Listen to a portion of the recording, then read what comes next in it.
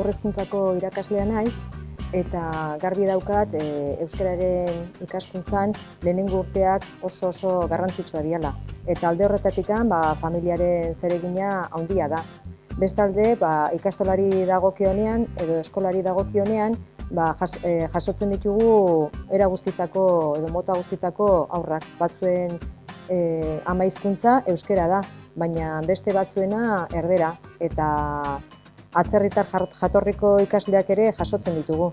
Eta guzti hauek euskalduntzen saiatzen gea. Eta ikusten dugu urteak pasatzen direnean, zenbat aurreratu duten euskararen erabileran. Eta hau guretzako oso pozgarria izaten da.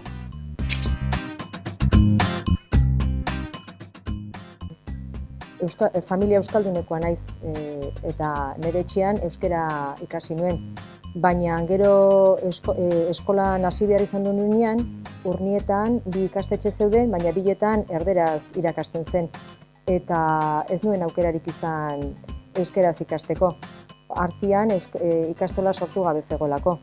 Aurrerago indar handia egin zen ikastola sortzeko eta hauek lan handia egin zuten haumei euskaraz ikasteko aukera izateko. Eta alde horretatik, zuk esan duzun bezala, gaur egun D eredua nagusi da eta aurrera pauso handia eman da euskararen ezagutzan.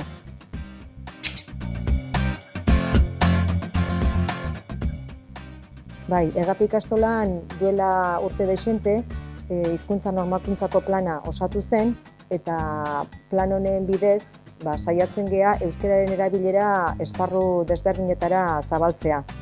Eta horretarako antolatzen dira hainbat ekimen eta kanpaina eta abar.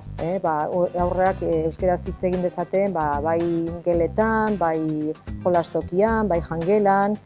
Horretaz aparte, ikastolatik kanpo baita ere saiakera egiten da adibidez kirol arloan